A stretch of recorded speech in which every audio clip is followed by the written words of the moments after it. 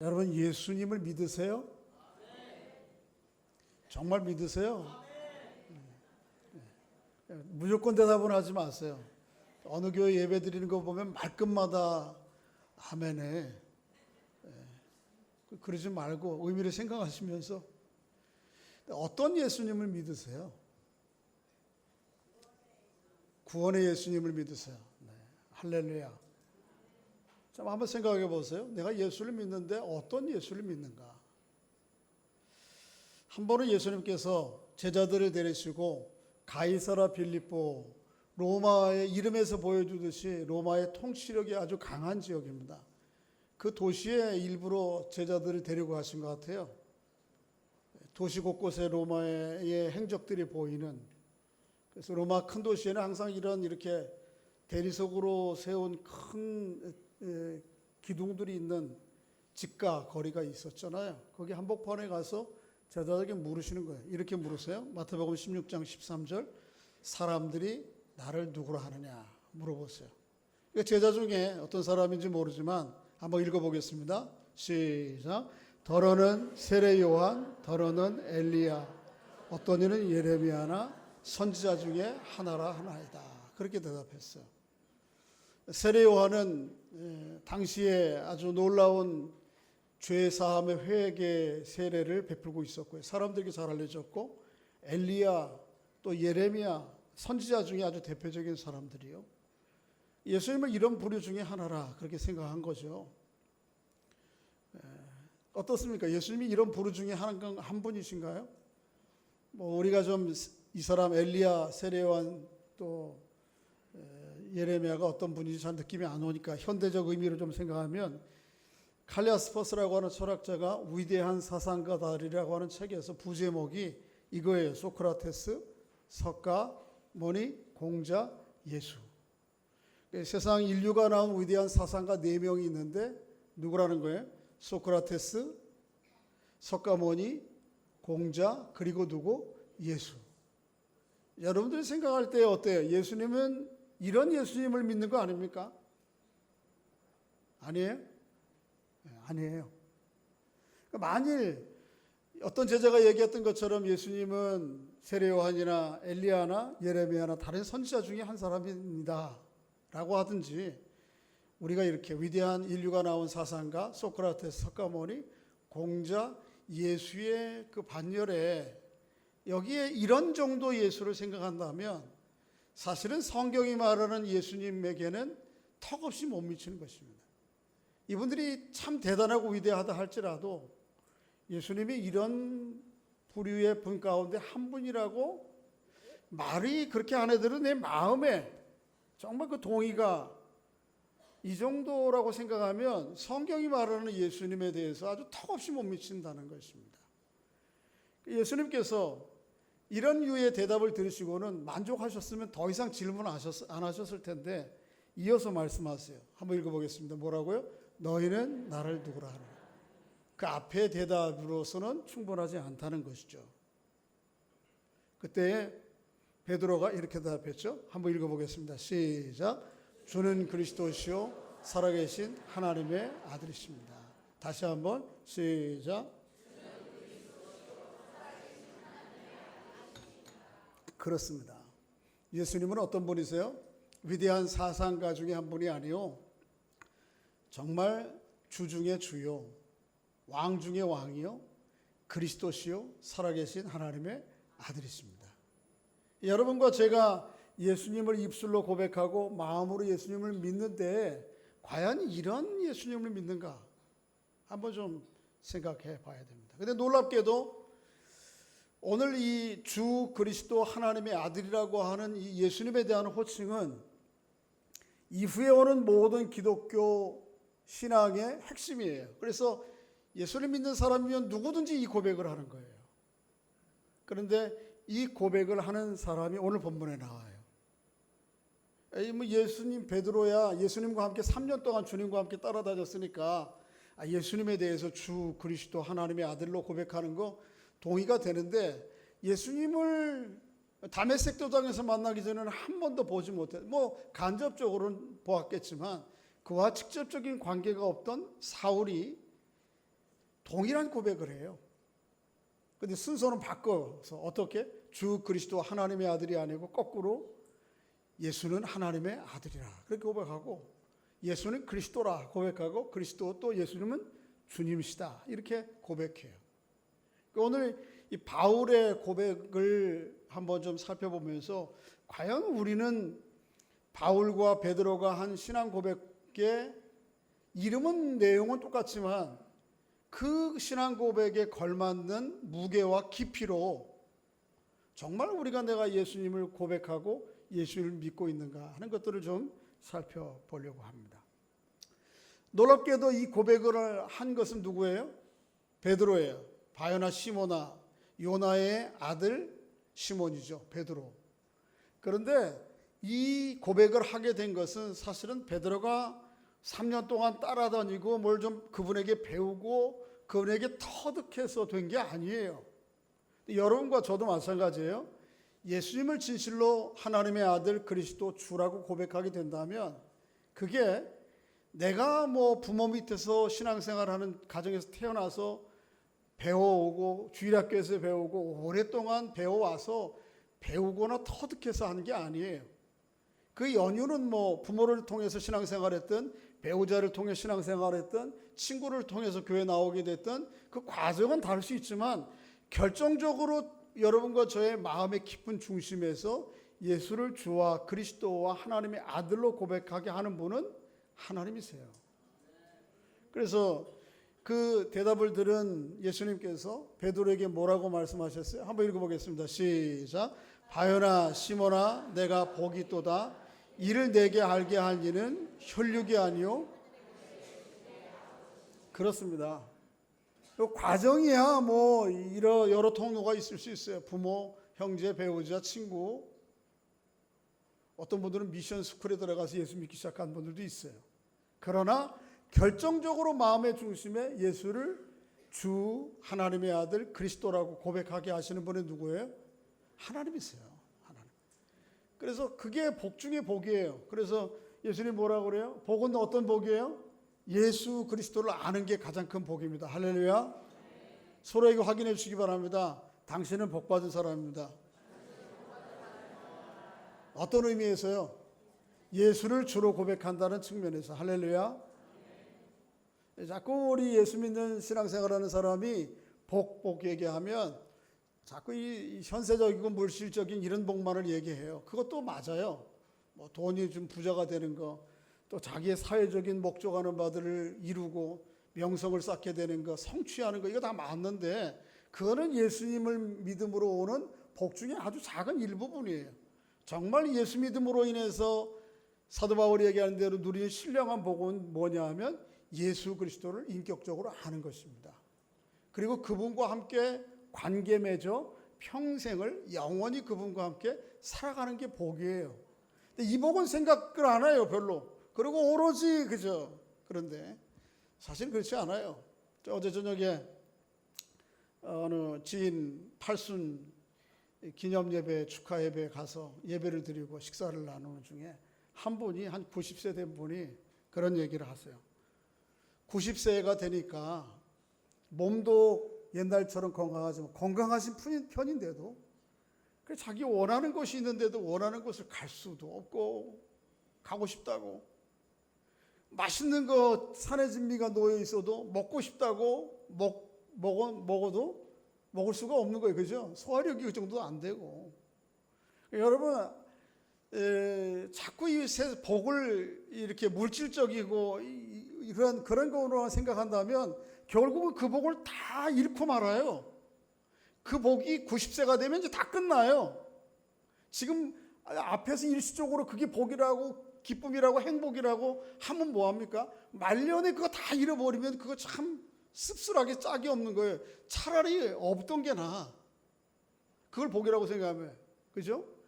그 나이가 되면 그러면서 탄식을 하시는 거예요. 이제 앞으로도 10년을 살아야 되나 20년을 살아야 되나 이 몸 가지고 살아야 돼 걱정이라고. 진정한 복은 그게 아니에요. 뭐예요? 살아계신 하나님을 아는 거예요. 그래서 연로한 몸이 되어서 이제는 가고 싶다 하더라도 문 밖을 나가지 못하고 그저 집과 전화 왔다 갔다 해도 나의 영원한 구주 예수 그리스도를 알고 그분과 함께 늘 동행하면서 그분의 은혜 가운데 감사하며 살아가는 게 이게 복이죠. 할렐루야. 이 복을 누리시길 바랍니다. 근데 이 복을, 이 주님을 알게 하시는 분이 누구시라고요? 하나님이세요. 그러니까 여러분과 제가 진심으로 예수를 하나님의 아들 그리스도 주로 고백한다면 복 중에 복 받은 것이다. 그런 마음으로 하나님 앞에 감사하며 살아갈 수 있기를 바랍니다. 오늘의 본문의 주인공인 바울이 그가 쓴 서신서 가운데 그 사실을 이렇게 간단히 요약해 설명해요. 읽어보겠습니다. 시작. 이는 내가 사람에게서 오직 예수 그리스도의 계시로 말미암은 것이라 그의 아들을 이방에 전하기 위하여 그를 내 속에 나타내시기를 기뻐하셨어요. 우리가 예수님이 어떤 분인지 알게 되는 것은 내가 사람들에게서 받은 것도 공부 열심히 해서 터득해서 성경 공부해서 아는 것도 아닙니다. 예수님께서 내게 어떻게 하신 거예요? 계시해 주시기 때문에, 다른 표현으로 가면 예수님께서 그를 내 속에 나타내 주셨기 때문에 내가 예수를 하나님의 아들 그리스도 주라고 고백하게 되는 거예요. 이거를 박사학위 공부하려고 성경책을 아무리 갖다 놓고 연구를 하고 해도 이게 터득이 안 되고 이게 고백이 안 되는 분은 안 되는 거예요. 신학자 중에 제일 신학이 뛰어난 것이 독일 신학이에요. 독일의 신학자들이, 뛰어난 신학자들이 너무 많아요. 여러 가지 이유가 있을 거예요. 그런데 그 중에 정말 예수 그리스도를 주와 그리스도와 하나님의 아들로 고백하는 신학자는 아주 눈 씻고 찾아보기가 어려워요. 학문으로 공부한다고 그리스도라고 고백되는 것이 아니라는 것이죠.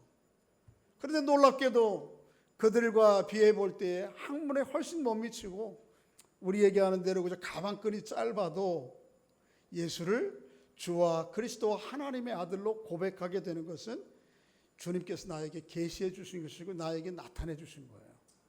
그 은혜에 감사하며 살아가는 여러분과 제가 될 수 있기를 주의 이름으로 축복합니다.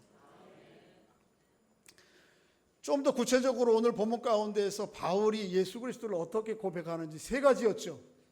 아까 베드로는 어떻게 고백했어요? 주는 그리스도시요 살아계신 하나님의 아들, 그렇게 고백했는데 사울은 이걸 역순으로 고백해요. 제일 먼저가 뭐예요? 하나님의 아들, 그 다음에 그리스도 주라고 고백해요. 자, 한번 19절 20절 읽어보겠습니다. 19절 20절 시작. 사울이 음식을 먹음에 강건하여 지니라. 사울이 다메섹에 있는 제자들과 함께 있을새 즉시로 각 회당에서 예수가 하나님의 아들이심을 사울이 예수 믿기 전에 예수를 핍박한 사람이었죠. 그런데 예수님과 다메섹 도상에서 대면을 할 때에 빛 가운데 드러나신 주님으로 인해서 눈을 볼 수가 없었어요. 먹고 마실 수도 없었어요. 3일 동안 하나님께서 아나니아라고 하는 사람을 통해 눈을 띄우고 예수가 어떤 분인지를 알게 하신 거죠. 그 마음에 나타나신 거죠. 그래서 음식을 먹고 회복한 이후에 즉시로 다메섹 길거리에 다니면서 하는 얘기, 회당에 가면서 하는 얘기가 뭐예요? 예수는 누구다? 하나님의 아들이다. 여태까지 죽일 X 그렇게 하고 쫓아다녔는데 알고 보니까 그게 아니고 예수가 하나님의 아들이다. 그렇게 얘기한 거예요. 자, 이 하나님의 아들이라고 하는 의미가 무엇인지 좀 설명을 드려야 될 것 같은데, 이 하나님의 아들이라고 하는 이름은, 호칭은 유대인들에게 아주 매우 민감하고 중요한 이름입니다. 왜냐하면 구약 성경에는 하나님의 아들이라고 하는 칭호를 두 대상에게 붙였어요. 첫째는 이스라엘 백성들을 애굽에서 출애굽할 때에 이 출애굽 사건의 과정 중에 이스라엘 백성 전체를 가르쳐서 하나님의 아들이라 그렇게 성경을 얘기하고 있어요. 또 하나의 대상은 누군가 하면 다윗 왕과 다윗 후손들 전체를 가르쳐서 하나님의 아들 그렇게 얘기했어요. 자, 보세요. 유대인들에게 이스라엘의 백성들이 경험했던 출애굽의 구원 역사는 아주 놀라운 것입니다. 그래서 그들의 역사 가운데 여러 번 반복돼요. 또 다윗과 그의 후손들로 오는 하나님의 구원의 역사는 아주 중요한 거예요. 이게 구약 성경 전체를 요약하는 거예요. 그런데 실은 출애굽의 구원이 미완성으로 끝났어요. 다윗과 그의 자손들로 임해지는 이스라엘 백성들의 구원이 미완성으로 끝났는데, 이 출애굽과 다윗의 자손들로 오는 미완성으로 끝난 구원을 완성시키는 분이 누구라는 거예요? 예수라는 거예요. 이게 유대인들에게는 굉장히 민감한 중요한 질문이에요. 아니, 우리의 출애굽 구원의 사건, 다윗 왕조를 통해서 주시는 하나님의 구원의 사건이 미완성이고 그걸 이루시는 분이 예수라고? 이게 유대인들의 입장에서 볼 때 놀라운 거거든요. 오늘 본문에서 베드로가 하나님의 아들로 예수를 고백하고 오늘 사울이 하나님의 아들로 고백하는 데에는 그런 중요한 의미가 들어있는 거예요. 자, 보세요. 그런데 어떻게 예수 그리스도께서 이 구약의 모든 사건들을 수렴하는, 완성하시는 하나님의 아들이 되셨는가? 바울이 나중에 기록하고 있는 로마서 1장 3절 4절에 이렇게 기록하고 있어요. 한번 읽어보겠습니다. 시작. 그의 아들에 관하여 말하면 육신으로는 다윗의 혈통으로 나셨고 성결의 영으로는 죽은 자들 가운데서 부활하사 능력으로 하나님의 아들로 선포되었으니 곧 우리 주 예수 그리스도이십니다. 예수님이 이 땅에 오실 때에는 누구의 몸으로 입고 오셨어요? 다윗의 후손으로.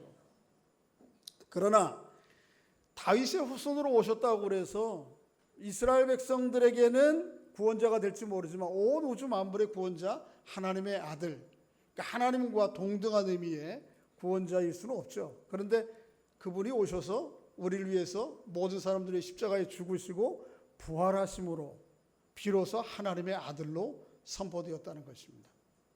하나님의 아들이라고 하는 칭호에는 우리가 생각할 때는 아들 그러면 아버지에 비해서 미숙하고 아직 성숙되지 못한 그런 자녀, 이렇게 취급되기 쉬운데 이스라엘 백성들은 그렇지가 않아요. 이스라엘 백성들에게 있어서 아들 그러면 아버지의 모든 것을 상속하는 존재, 아버지의 영광과 능력과 존귀함을 다 상속하는 존재를 강조하는 게 하나님의 아들이라고 하는 뜻이에요. 그러니까 하나님의 아들로 고백한다는 얘기는 그가 인간으로서는 다윗의 혈통으로 오셨지만, 후손으로 오셨지만 한 인간이 아니요. 누구예요? 하나님의 하나님. 하나님의 영광과 능력과 존귀를 다 그대로 가지고 오신 분, 그런 거예요. 여러분과 제가 예수를 하나님의 아들로 고백할 때에는 그런 의미가 들어있는 것입니다. 예수 그리스도를 하나님과 동일한, 그래서 예수님 말씀하셨어요. 제자들이 하나님을 좀 보여주세요, 알려주세요. 그랬더니 예수님 뭐라 했어요? 나를 보았거늘 왜 또 아버지를 보려고 그러느냐? 나와 아버지는 뭐다? 하나다, 같다. 예수 그리스도를 통해서 하나님을 고백하시고 하나님을 만나는 은혜가 있기를 주의 이름으로 축원합니다. 그리고 우리가 입술로 하나님의 아버지, 하나님의 아들, 이게 그런 단순한 호칭의 문제가 아니에요. 그분이 곧 사람의 몸을 입고 오셨지만은 동시에 하나님이신 존재라고 하는 것을 마음의 고백으로 그분을 부르실 수 있기를 바랍니다. 두 번째 호칭이 뭐예요? 하나님의 아들 다음이 뭐죠? 그리스도. 거꾸로 온다고 그랬잖아요. 한번 22절 읽어볼까요? 22절 시작. 사울은 힘을 얻고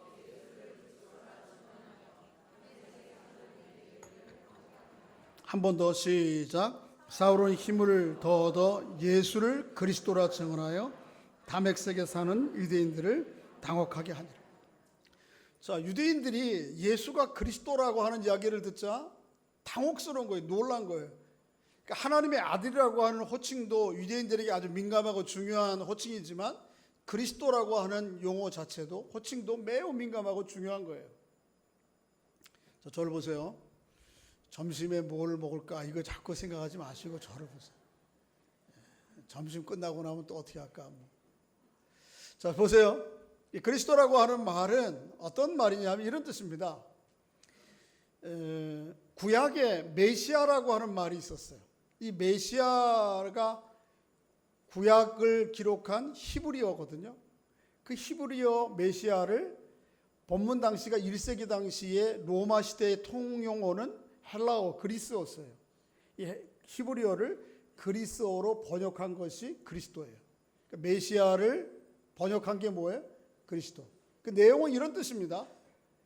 이 메시아나 그리스도나 기름 부음 받은 자라고 하는 뜻이에요. 말 자체는.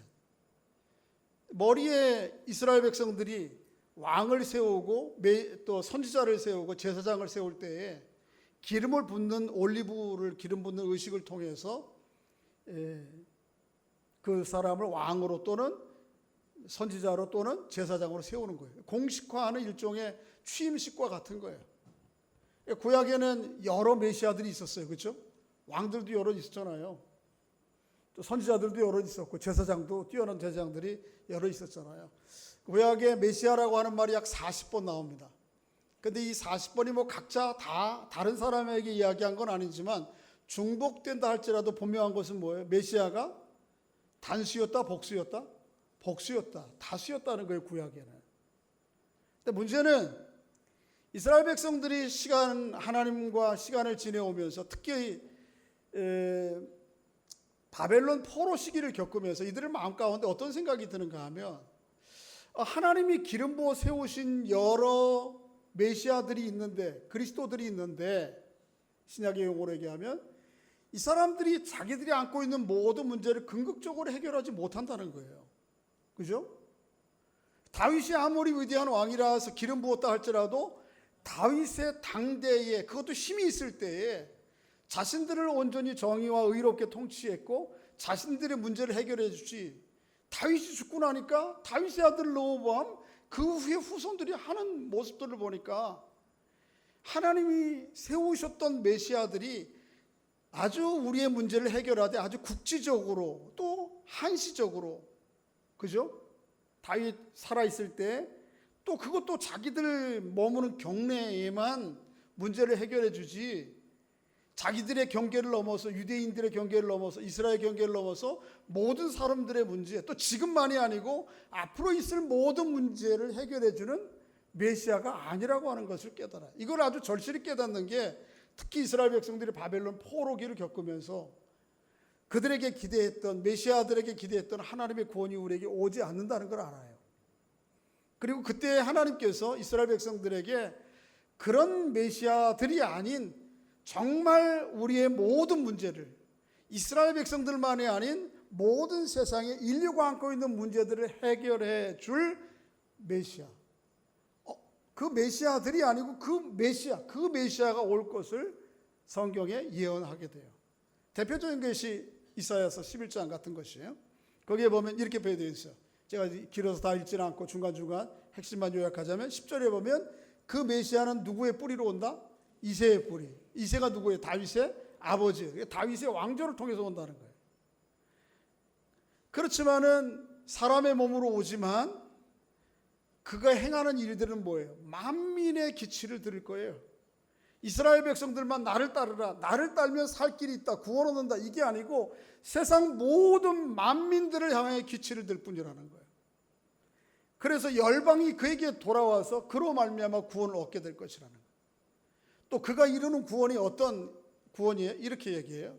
9절에 거룩한 산 모든 곳에서 해됨도 없고 상함도 없을 것이다. 세상의 모든 땅에 해됨도 상함도 없는 하나님의 구원의 역사가 일어날 거예요. 이 메시아를 통해서. 물이 바다를 덮은 같이 여호와를 아는 지식이 온 세상에 충만할 것이에요. 그러니까 이 메시아는 그 전에 있던 메시아들과는 다른 차원의 메시아예요. 그죠? 그 메시아가 누구예요? 오늘 본문의 예수 그리스도예요. 이게 유대인들에게 생각할 때는 참 놀라운 거예요. 우리에게는 좀 실감이 덜 나. 늘 입에 메시아라는 이 이름이 먼저 들어왔으니까. 그런데 이스라엘 백성들에게 있어서는 아니 다윗을 대체할, 모세를 대체할, 기름 부었던 모세, 기름 부었던 다윗, 그 훌륭한 놀라운 기름 부었던 사람들이 미완성이고 그들을 대체할, 그리고 완성시킬 메시아가 예수라고. 그게 나사렛에서 태어난 저 촌구석에서 뭘 배웠어? 그런데 그가 메시아라고 고백하는 거예요. 베드로가 어떻게 그 예수가 메시아가 되셨는지에 대해서 사도행전에서 이렇게 기록해요. 한번 시작. 그가 하나님께서 정하신 뜻과 미리 아신 대로 내어준 바 되었거늘 너희가 법 없는 자들의 손을 빌려 못 박아 죽였으나 하나님께서 그를 사망의 고통에서 풀어 살리셨으니 이는 그가 사망에 매여 있을 수 없다. 그 예수 그리스도가 어떻게 메시아가 되셨어요? 비록 다윗의 후손 혈통적으로는 왔다 할지라도 그것 가지고는 메시아 될 수 없죠. 그런데 뭐를 통해서? 십자가의 죽으심과 부활의 사건을 통해서 그가 뭐가 되셨어요? 그리스도가 되신 거죠. 36절 한번 읽어볼까요? 시작. 그런즉 이스라엘 온 집은 확실히 알지니 너희가 십자가에 못 박은 이 예수를 하나님이 주와 그리스도가 되셨느니라. 할렐루야. 여러분과 제가 예수를 그리스도로 고백하는 것은 그 예수 그리스도가 우리의 지역적인 문제, 한시적인 문제만이 아니고 인류의 모든 역사의 문제들을 해결하시는 최종적인 구원자라고 하는 고백이 들어있는 거예요. 그 고백의 의미를 마음에 깊이 담아 예수를 그리스도라 고백하고 그분과 함께 관계 맺고 그분을 증거하며 살아가는 여러분과 제가 될 수 있기를 주의 이름으로 축복합니다. 마지막 호칭이 뭐였어요? 제일 처음 뭐였죠? 하나님 아들. 두 번째는 그리스도. 세 번째는 주. 29절을 읽겠습니다. 보면 놀랍게도 사울이 이런 고백을 또 동일한 고백을 해요. 29절 읽어보겠습니다. 시작. 또 주의 이름으로 담대히 말하고 헬라파 유대인들과 함께 말하며 변론하니 그 사람들이 죽이려고 힘쓰거늘. 다시 한번 또 주 예수의 이름으로 말하고. 사울이 예수님을 뭐라고 고백해요? 주라고 고백해요. 주. 보세요. 하나님의 아들 그리스도라고 하는 말이 유대 사람들에게 아주 민감한 호칭이에요. 중요한 호칭이에요. 함부로 아무에게나 붙일 수 있는 호칭이 아니에요. 그죠? 그런데 반면에 주라고 하는 말은 상대적으로 유대인들에게도 중요하지만 로마 사람들에게, 당시 제국을 지배하고 있던 로마 사람들에게 아주 매우 민감하고 중요한 호칭이에요. 왜냐하면 당시에 제국이 하나였고요. 로마 제국. 로마의 제국의 황제만이 주라고 부름을 받았기 때문에 그래요. 한 나라의 임금이 둘이면 됩니까? 안 됩니까? 안 되는 거죠. 그죠? 주인이 둘일 수 없어요. 둘 중에 하나는 주인이 둘, 임금이 둘이다 그러면 그 나라는 둘 중에 하나는 반드시 어떻죠? 죽습니다. 이게 역사예요. 그런데 로마의 주는 누구예요? 당시의 사람들이 로마 제국 전체의 주는 누구예요? 로마의 황제예요. 그런데 예수를 뭐라고 그래? 주라. 이 얘기는 뭐예요? 예수가 왕이고 더 이상 로마의 황제는 우리의 주가 아니다라고. 이건 뭐 하는 거예요? 영모예요. 둘 중에 하나는 죽어야 되는 거예요. 실제로 이 주라고 하는 의미가 담긴 사건이 사도행전 17장에 기록되어 있어요. 바울이 나중에 복음을 전하다가 마케도니아 지역에 데살로니카에 가서 복음을 전하는데 뭐라고 전했겠어요? 예수는 주라고 전했죠. 예수가 뭐다? 이 세상의 진정한 유일한 왕이요 그리스도요 하나님의 아들이라고 얘기했겠죠. 이 이야기를 로마 사람들이 듣고 또 유대 사람들이 듣고 발칵 뒤집어진 거예요. 아니 우리의 왕 우리의 주는 누구밖에 없는데 로마의 황제밖에 없는데 여기 또 다른 임금이 나타났다. 그래서 바울 일행을 죽이려고 하는 도모해요. 이 소식을 들은 사람들이 바울과 그의 일행들을 어떻게 해요? 성 밖으로 피신시켜요. 그런데 이 바울이 전하는 소식을 듣고 야손이라고 하는 사람이 예수를 믿어요. 대신 이 야손이라는 사람을 잡아다가 법정에 세우고 기소합니다. 그 기소의 내용이 17장 7절이에요. 한번 읽어보겠습니다. 시작. 야손이 그들을 맞아 들였도다. 이 사람들이 다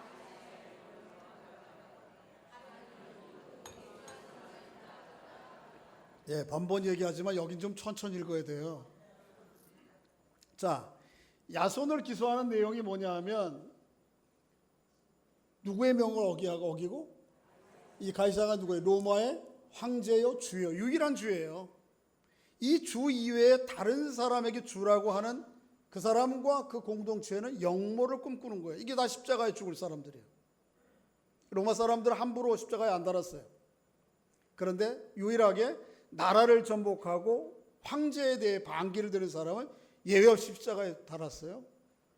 그런 거예요. 다윗의 명을 거역하고 다른 임금이 나타났다고요. 다른 임금이 누구예요? 여러분, 본문 당시에 예수를 주라고 고백하는 거에는 엄청난 위험이 따르는 거예요. 로마 황제가 60명 정도 됩니다. 그 중에 자신을 신격화하거나 사후에 신격화된 사람이 한 35명 정도 돼요. 대부분은 황제가 죽고 난 다음에 그를 신격화했어요. 그게 일종의 로마 통치의 하나의 일환이었어요. 근데 어떤 황제는 자기가 살아있을 때 자기를 신이라고 부르라고 그랬어요. 내가 신이다. 내가 주다. 그렇게 고백했어. 고백하라고. 근데 그 고백을 하지 않으면 어떻게 되는 거예요? 죽는 거예요. 그런데 예수 믿는 사람들 보니까 로마의 황제 가이사를 주라고 부르지 않고 누구를 주라고 불러요? 큰일 나는 거지. 오늘 본문보다 한 10년 뒤에 나오는 황제가 하나 아주 있는데 아주 악한 황제예요. 로마의 황제들은 좀 면면들을 살펴보면 정신이 다 좀 제정신 사람이 별로 없어요. 뭐 이혼 밥먹도 타고 사람 마음에 안 드는 사람 죽이기는 뭐 그냥 개미새끼 죽이듯이 하고, 우리 로마 대단한 그러면서도 좀 뭐 긍정적인 면도 없잖아 있겠지만, 베스파시아노 황제가 오늘 본문보다 약 10년 뒤에 등장하는 베스파시아노 황제인데, 이 사람이 아주 악한 왕이었어요. 이 사람이 주조한 동전을 하나 보여드릴게요. 이렇게 생겼어요. 이게 가운데에 이 얼굴이 있는데 이게 누굴까요? 베스파시안이 여기 있잖아요. 여러분 좀 읽을 수 있게 뭔지 모르지만 여기 베스파시안. 이게 지금부터 2000년 전에 있던 동전이에요.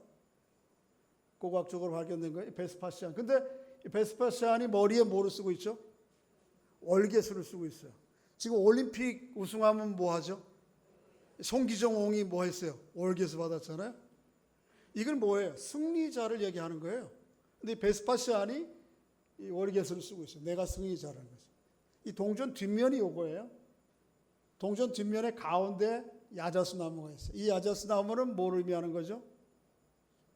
유대 나라를 의미해요. 동전에 뭐라고 써 있는가 하면 유대 캅타. 이 말이 뭐냐면 유대 정복. 유다를 정복한 기념으로 만든 주화예요. 자, 그림을 설명을 드리면 이 앞에 여인이 하나 손을 얼굴에 대고 슬퍼하며 울고 있습니다. 이 여인이 누군가 하면 유대 여자예요. 그 가운데 황제가 로마 사람이 서 있어요. 그리고 그 뒤에 남자 하나가 머리를 조아리고 손은 이 황제의 손을 붙잡고 살려달라고 고개를 숙이고 있어요. 이게 누구냐면 유대 남자예요. 유대 나라 전체를 얘기하는 거예요.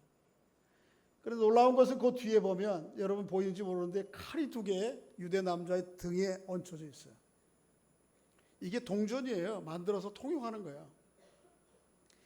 이 동전을 매일 주머니 넣고 활동하는 사람이 어떤 메시지를 듣는 거예요? 이 세상에 주는 누구다? 베스파시안이다. 베스파시안을 주로 섬기지 않으면 뭐처럼 된다? 이 사람들처럼 된다. 라는 메시지예요. 그러니까 예수를 주로 고백하는 것에는 이런 위험부담이 있는 거예요. 때로는 그럼에도 불구하고 예수를 주로 고백하다가 발칵된 사람이 나 예수 모른다고 그렇게 하지 않고 예수를 주로 고백하면서 자기 생명과 맞바꾼 이름이 주라는 말이에요. 여러분과 제가 예수를 주 그리스도 하나님의 아들로 입술의 고백으로 쉽게 하는데 거기에는 이렇게 엄청난 깊이와 무게의 고백이 들어있는 거예요. 예수를 진심으로 주로 고백하는 여러분과 제가 될 수 있기를 바랍니다. 어떻게 예수가 주와 그리스도와 하나님의 아들 되셨어요? 십자가의 죽으심과 부활의 사건들을 통해서. 시간이 없어서 읽지 않겠습니다만은 빌립보서 2장 5절부터 11절의 내용이 그거죠. 십자가에 죽으시고 부활하심으로 그가 진정 우리의 주와 그리스도가 하나님의 아들이 되셨다는 것이죠. 결코 우리의 예수를 주 그리스도 하나님의 아들로 고백하는 것이 이게 쉬운 고백이 아니에요. 자, 시를 좀 하나 읽고 마칠까요? 여러분 뭐 너무 잘 아는 시죠. 김춘수 시인의 꽃이라고 하는 시. 제가 중간에 좀 생략한 부분이 있는데 한번 좀 읽어볼까요? 좀 시답게 좀 천천히 이렇게 한 줄씩 호흡 끊어서 읽는 겁니다. 시작. 내가 그의 이름을 불러주기 전에는. 그게 시가 아니잖아요. 그렇게 읽으면. 다시 한번 시작. 내가 그의 이름을 불러주기 전에는 그는 다만 하나의 몸짓에 지나지 않았다. 내가 그의 이름을 불러주었을 때 그는 나에게로 와서 꽃이 되었다. 나는 너에게, 너는 나에게 잊혀지지 않는 하나의 의미가 되고 싶다. 자, 보세요. 이 가을에 오늘 또 예배 끝나고 식사하시고 뭐 하늘공원 가신다는 분들 계신데 가보면 여러 꽃이 있을 거예요. 사루비아, 뭐 해바라기, 여러 꽃이 있겠죠.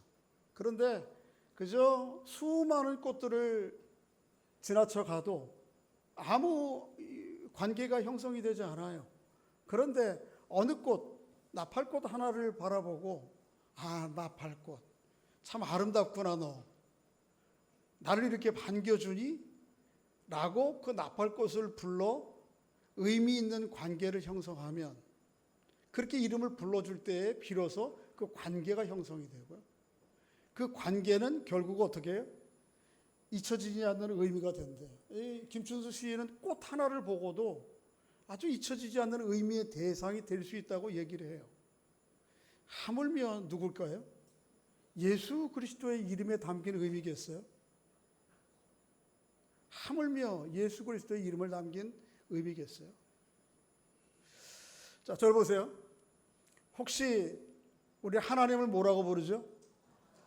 아버지라고 부르는데, 고백은 하나님 아버지라고 부르는데 믿기는 아저씨로 믿고 계시지 않으세요? 아니, 제가 조크로 만들긴 했는데, 재미있게 표현하긴 했는데, 한번 생각해 보세요. 내가 하나님 아버지라고는 부르는데, 정말 믿기고 그분과 관계하기는 아주 힘 있는 아저씨 정도 생각하지 않으신 거예요? 예수 그리스도가 우리에게 어떤 분이시죠? 구원 주세요. 그런데 이 예수 그리스도를 믿으면서 그분의 가르침 따라 살면 착하게 사는 거, 선생님조로 생각지는 줄 아세요? 그런 분이 아니죠, 예수 그리스도. 하나님, 우리의 아버지시고. 그러니까 하나님과 예수 그리스도는 우리에게 아버지 되어시기 원하세요. 나는 너의 아버지로서 너는 나의 아들로서 서로 이름을 부르고 그런 관계 속에서 우리와 관계하면서 살아가시기를 원하세요. 예수는 우리의 구원주로서, 그리고 우리는 구원받은 사람으로서 관계하고 우리에게 다가오시는 분이에요. 그런데 우리는 어떻게 해요? 아저씨로 여기고, 그분은 어떻게 여겨요? 아주 여러 소크라테스, 공자, 부타, 거기 가르침과 좀 준하는 분, 이런 정도로. 한번 잘 진지하게 고민해 보셔야 돼요. 내가 정말 예수를 믿는가? 어떤 예수를 믿는가? 하나 더, 호칭은 뭘 규정하죠? 관계를 규정해요.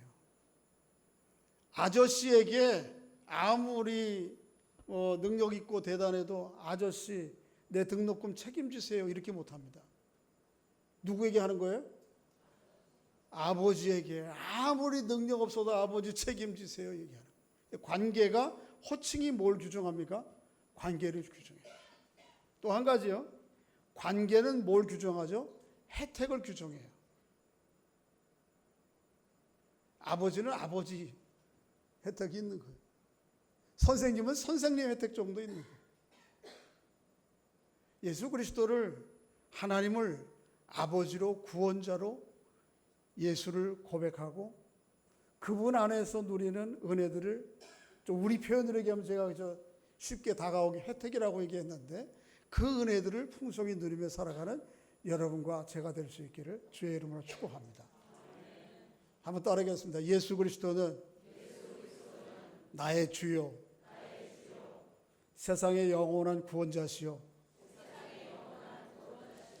왕 중의 왕이십니다. 할렐루야. 그렇게 고백하고 그분과의 관계 속에서 살아가고 그분을 또 남은 생애를 통해서 마음껏 오늘 바울처럼 증거하고 드러내며 살아가는 은총이 있기를 주의 이름으로 축복합니다. 아버지 하나님, 우리 감사합니다. 저희들에게 찾아오셔서 저희들의 이름을 불러주심으로 저희들에게 하나님 자녀 되게 해주시고 그리스도인 되게 해주신 것 감사합니다. 그렇게 우리의 영원한 아버지 구원주로 오시는 주님을 때로는 걸맞지 못하게 부르고 또 고백은 그렇게 하더라도 우리의 마음에는 깊은 신뢰가 없는 관계를 이어가고 있지는 않은지 저희 자신들을 돌아봅니다. 하나님, 우리의 아버지 되어주신 것 감사합니다. 주님, 우리의 영원한 구원자 되어주신 것 감사합니다. 그렇게 늘 실실하게 고백하며 또 그 관계에 걸맞는 은혜와 또 은총들을 누리며 살아가는 우리 모두가 될 수 있도록 역사해 주시옵소서. 예수님의 이름으로 기도하옵나이다. 아멘. 앉아서